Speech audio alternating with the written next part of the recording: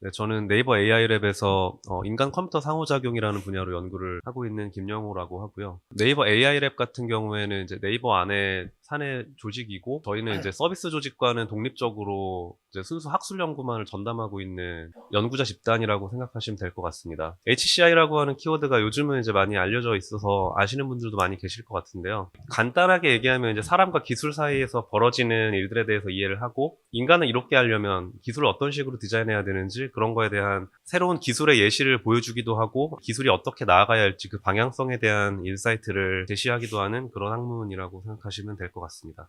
저희는 이제 HCI 연구를 진행을 할 때 먼저 이제 관련 분야의 전문가들을 인터뷰를 하고 혹은 이제 대상 사용자군 이런 분들을 통해서 이제 사전 인터뷰 등을 통해서 문제 상황에 대해서 구체적으로 파악을 하고 그런 문제 상황들을 해결을 하기 위한 인터페이스나 이런 시스템 디자인을 합니다. 시스템을 설계를 한 다음에 실제로 작동하는 프로토타입을 구현을 하고요. 사람들을 불러서 이제 써보게 하는 그런 랩 스터디를 수행하기도 하고 혹은 일정 기간 동안 실제로 사람들이 그런 시스템을 써볼 수 있도록 하고 이제 평가까지 진행을 하는 방식으로 연구를 진행을 하고 이제 논문 출판까지 하는 것들을 목표로 하고 있습니다. 네, 이제 오늘은 이제 저희가 수행하고 있는 연구들 중에서 이제 멘탈 헬스 관련된 연구들을 좀 소개를 드리려고 하는데요.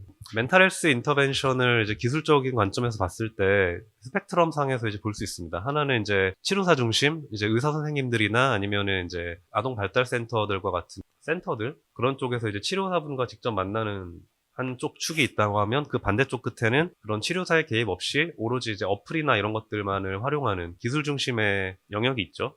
그래서 치료사를 만나거나 마보 같은 뭐 명상 어플이라든지 뭐 이런 것들이 아마 예시가 될 것 같은데 그리고 그 중간 영역들이 있습니다. 이제 마인드 카페처럼 이제 네이버가 투자하고 있는 스타트업 중에 하나인데 심리치료사들을 만나는 것 자체가 굉장히 비용이 발생하기 때문에 이런 치료사들을 조금 더 저렴한 비용으로 이제 연계해주는 치료사의 효과와 치료사와의 액세스를 기술을 통해서 조금 더 완화시켜주는 형태 이런 절충형 기술들도 있다고 볼 수 있을 것 같아요.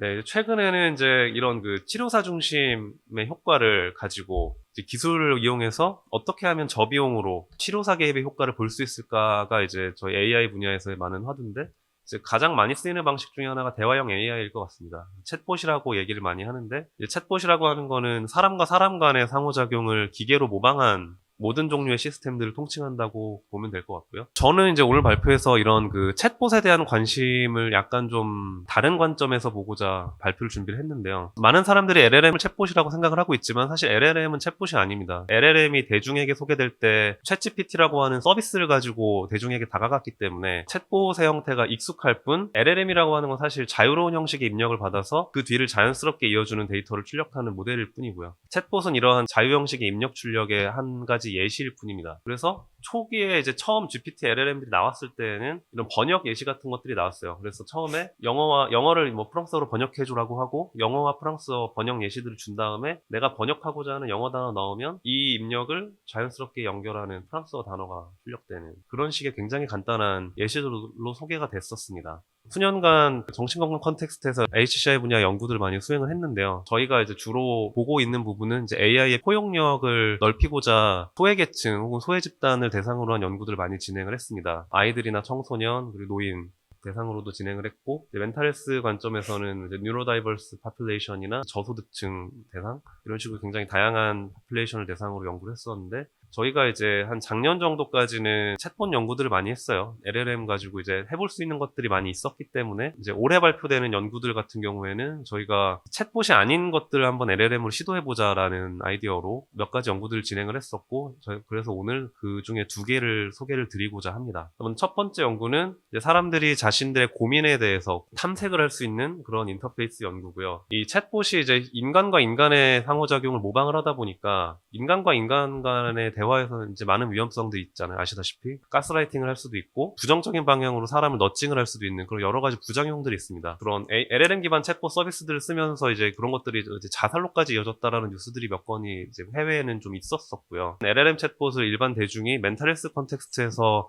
과의존하는 것 자체가 굉장히 위험한 것이라는 것은 이제 자명하죠. 그리고 또 하나는 챗봇이 사람 간 대화의 비효율성도 같이 가지고 보게 됩니다. 기본적으로 AI와 사람이 이제 한 턴씩 이제 번갈아서 대화를 하는 방식으로 디자인이 되다 보니까 한 번에 하나의 토픽을 가지고 집중을 할 수밖에 없고, LLM에 저희가 치료사의 퍼소나를 넣고 대화를 시키게 되면 일반적으로 LLM이 사용자한테 질문을 계속하게 돼요. 대화에서 질문을 한다는 거는 답을 유도하는 굉장히 강한 액션이기 때문에 사용자 입장에서는 AI의 질문의 흐름에 따라서 굉장히 수동적으로 대답만 하게 되는 영향이 있을 수가 있습니다. 정신건강 컨텍스트에서는 위험할 수가 있는 부분이라고 생각이 들고요. 그래서 저희는 사람들이 자신의 고민을 성찰하는 과정에서 기술에만 의존을 할 때 주도권을 어떻게 하면 강화를 시켜줄 수 있을까, 그런 것들을 고민을 했습니다. 기존에 이제 고민을 성찰하는 방식으로 이제 크게 두 가지 축이 있다고 보면, 하나는 이제 전통적으로 성찰적 글쓰기라고 해서 Reflective Writing이라고 하는 방법론이 있었고요. 다른 하나는 이제 기존에 말씀드린 것처럼 이제 AI 챗봇을 이용하는 방법들인데 각각의 장단점이 있습니다. 성찰적 글쓰기는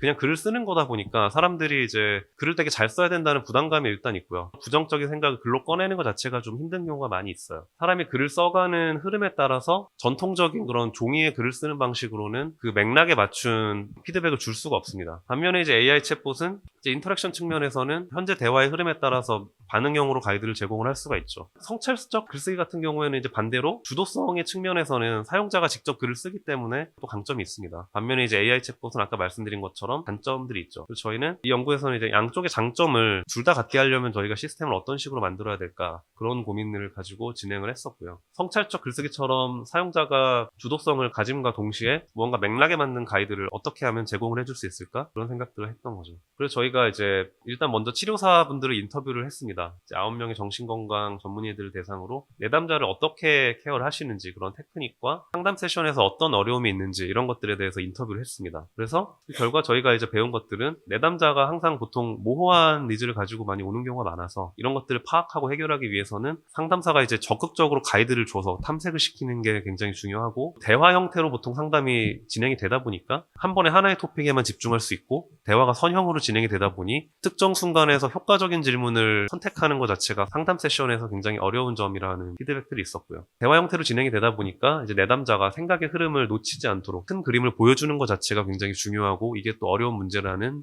이야기들이 많이 해주셨습니다. 그래서 저희는 이제 시스템 디자인을 할 때 고민을 상담한다라기보다는 고민을 탐색한다라는 관점으로 접근을 했고요. 이 효과를 알아보기 위해서 자신의 고민에 대해서 성찰하고 싶은 19명의 성인을 모집을 했습니다. 여기에는 이제 저희가 다양한 배경과 직업군을 가지고 다양한 사람들을 모집하고자 노력을 했었고요. 먼저 브리핑을 5분 정도 하고 10분 정도 앱 사용에 대한 튜토리얼을 거친 다음에 45분 동안 저희 툴을 자유롭게 사용을 했고, 그 다음에 종료 인터뷰를 30분 정도 진행을 했습니다. 그래서 90분 정도의 세션을 통해서 실험을 진행을 했고요. 이제 참가자들이 굉장히 다양한 고민들을 가지고 왔습니다. 뭐 자기 개발에 대한 것, 경제적인 안정, 인간관계, 여러 가지 고민들을 가지고 왔고요. 저희 이제 익스플로러 셀프 툴 사용하기 전후에 이제 희망척도를 평가를 했는데, 익스플로러 셀프 사용 후에 이 희망척도가 유의미하게 증가했다는 파인딩이 있었습니다.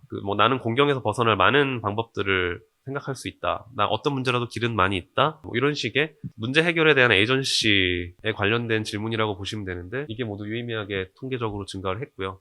사람들이 어떤 식으로 이제 고민들을 탐색하는지 관찰했더니 주제를 통해서 이제 문제에 대한 시야를 확장할 수 있었다고 얘기를 했고요. 사람들이 좀 워딩에 좀 많이 집중을 했는데, 이런 그 대체 표현을 제공하는 것들이 동일한 주제도 좀 다각도로 바라볼 수 있었다는 경향이 있었고, 스스로에게 중요한 주제부터 선택을 했었고요. 그다음에 이제 질문 같은 경우에는 각 주제에 따라서 이제 팔로우업 질문을 선택하고 답변을 하게 되는데, 이런 다양한 각도로 제공되는 질문들이 고민에 대한 깊이를 확장하게 되었다는 피드백들이 있었고요. 이전까지의 사용자의 답변을 전부 반영을 해서 다음 질문이 생성이 되기 때문에 그런 성찰을 단계별로 밟을 수 있도록 도움이 되었다는 피드백들이 있었습니다. 그리고 이제 저희가 이제 AI 가이드들을 준 것에 대해서는 이제 키워드들은 이제 감정이나 생각을 좀 더 명료하게 표현하도록 돕는 역할을 해줬다는 의견들이 많이 있었습니다. 노년층 사용자들의 경우에는 단어 같은 것들이 좀 잘 생각이 안 난다라는 말씀들을 하셨어요. 이런 키워드들을 통해서 이제 글 쓰는데 좀 도움이 많이 되었다는 이야기가 있었고, 요점은 고민을 탐색하는 과정에서 사용자가 높은 주도성을 느끼게 하려면 선택지를 여러 가지를 주고